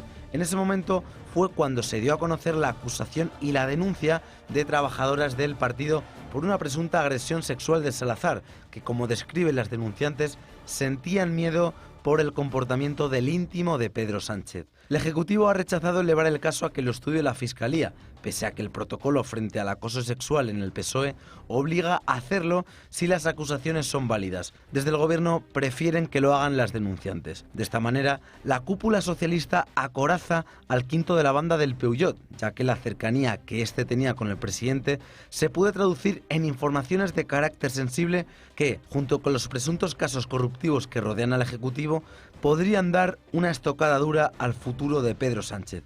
Paralelamente, Salazar, el hombre que fue miembro de elevado peso en el gabinete de Pedro Sánchez, está en el punto de mira debido a que, previa a la entrada a prisión de José Luis Ábalos, este dio a conocer en una entrevista al periódico OK Diario que escuchó a Sánchez y a Salazar mantener una conversación en la que se decía que el padre de la mujer del presidente, Sabiniano Gómez, aportó 100.000 euros en las primarias que Pedro Sánchez ganó a Susana Díaz. Pues hemos recuperado la comunicación con Adolfo para que les puedan escuchar perfectamente desde casa, y te preguntaba, Adolfo, lo importante que es tener esos niveles de azúcar a raya. Efectivamente, estábamos comentando que los rangos son muy importantes, ¿no? Entre 80 y 120 es el rango que hay que tener. Cuando nosotros ingerimos algo de glucosa, lo que ocurre es que nuestra insulina ya llega rápidamente y dice esto hay que dejarlo en rango, que no suba, ¿no? Cuando la insulina no hay suficiente o no está bien, pues lo que ocurre es que el rango se va. Entonces se nos sube el azúcar, nos ponemos a 140, 150, y eso es lo que rápidamente hay que atajar, porque eso en el tiempo, no quiere decir que un día o dos o tres, no, es en el tiempo, pero como no lo sabemos, pues el problema está que en el tiempo se van calcificando las arterias, que es como si las tuberías se llenaran de calcio, no entra bien lo que es la sangre, y además se endurece, con lo cual el problema es grave en riñones, en vista, en corazón, bueno, en todo el tema circulatorio. Hay que decir que una herida en un diabético se cura muy mal, puede llegar a ser un problema, incluso una amputación. Por lo cual, ¿qué tenemos que hacer? Pues bueno, pues controlarnos bien la glucosa. Tenemos el glucómetro de Protege tu Vida, le damos un botoncito, tenemos nuestro móvil cerquita y ahí aparece. ¿Que estás bien? Genial, no hay problema. ¿Que estás un poquito alto? Pues hay que empezar a ver el porqué, ¿no? Sobre todo consultar mucho al médico. Andar, hacer ejercicio es súper saludable, no comer muchos alimentos procesados que tienen unas grasas que además se convierten en azúcar, también hay que hacerlo, pero sobre todo saber cómo estamos. Así que aquí tenemos el glucómetro. Y la pregunta del millón, como siempre. Procesados no, pero si tenemos el gobierno lleno de ultraprocesados. Adolfo, la pregunta del millón, como siempre, ¿dónde podemos conseguir nuestro glucómetro sin pinchar? Pues bueno, tenemos un teléfono, os invito a que nos llaméis. Además, oye, que si vamos a pedir algo a Papá Noel o a los Reyes con respecto a esto, porque es un regalazo, pues llamar ya, porque es que se nos va a juntar todo y verás cómo no podemos llegar a tiempo. Así que 973-0101. Muy buenas condiciones para los espectadores de Toro Televisión y Dando Caña, así que 973-0101. Lo de Papá Noel yo creo que trae menos juguetes que los 3 Reyes Magos, que son 3. Efectivamente. Y además son personajes reales. Eso Papá Noel no existió nunca, pero los 3 Reyes Magos sí. Ya sabes lo de los niños sevillanos, y dice, Quillo, ¿quién te ha traído los juguetes? Y dice, Papá Noel, y dice, pues mamá tampoco, ¿sabes? Adolfo, como siempre, muchísimas gracias. Muchas gracias, Natalia. Y ahora sí, les mostrábamos ese vídeo haciendo un pequeño resumen de la última hora de Paco Salazar. Ignacio, comentabas que sí que tenías pequeños detalles. Yo sé, conforme se va desenmarañando todo esto, digo, ¿por qué salvar al soldado Ryan? O sea, ¿dónde está, quién se beneficia de todo esto? Y es que, según parece, el señor Salazar y sus acólitos y todos los que tiene alrededor son los listos que saben cómo se distribuyen los escaños en este país para el Partido Socialista. Entonces es algo que para ellos va a resultar que es importante. Entonces, más allá de lo que ha hecho o ha dejado de hacer, los encubrimientos que ha tenido el señor Salazar, es que resulta que es de los pocos listos que tienen dentro del partido para manejar la distribución de escaños, dónde hay que apretar más, cómo tenemos que trabajar mejor para conseguir mejores resultados. Entonces, dejarlo de lado puede ser muy complicado para la estructura del PSOE. A ver, hay una cosa de las muchas que no entiendo, pero hay una que me asombra mucho. El señor Salazar ha sido pillado en un tema, como mínimo, bastante escabroso. Y después de 5 meses el PSOE se ha despertado, porque no se había despertado en 5 meses nadie, o sea, nadie, no existía el problema. Nadie ni Nadia. Fundamentalmente nadie. No había ninguna Nadia que se hubiera despertado. Porque las responsables porque ahora eran entenderás nadias. por qué quieren que haya 50 y 50 de mujeres y hombres, ¿no? Que ya lo vas pillando. ¿No? Que tienen que asegurarse que hay mujeres en la cosa. Ah, vale. Porque... Pero entonces van y cuando se despiertan castigan al que estaba debajo de él, por encubrir al que está arriba. Yo pensé que eso era al revés. O sea, que a mí me encubriría mi jefe. Pero yo no encubriría a mi jefe, porque no es fácil que yo pueda encubrir al que está arriba. Entonces aquí resulta que el de abajo encubre al que está arriba cuando no tiene nada que ver con una fiesta. Mañana seguiremos analizando todo la trama de Paco Salazar, que está claro que va a dar más que de sí. Hemos acabado con análisis de glucosa y de Salazar. Y una recomendación que quieres hacer a todos. Hombre, hay que ir a comer a la Nicolasa, que si no habéis ido todavía, porque la ha puesto en marcha otra vez Arturo Fernández, y está fantástica. La Nicolasa está en Velázquez 150, debajo de Urrechu. O sea, Urrechu está arriba, pero la Nicolasa debajo. Y se come francamente bien. Es y muy para hacer buen reservas, sitio. ese 91 086 47 92 para no perdernos esta comida Y ahí nos tradicional. veremos. Pues muchísimas gracias, Mesa, como siempre, por acompañarme en la mañana de hoy, y a ustedes también por estar un día más. Nos vemos mañana, como siempre, a partir de las 12 del mediodía. Hasta mañana.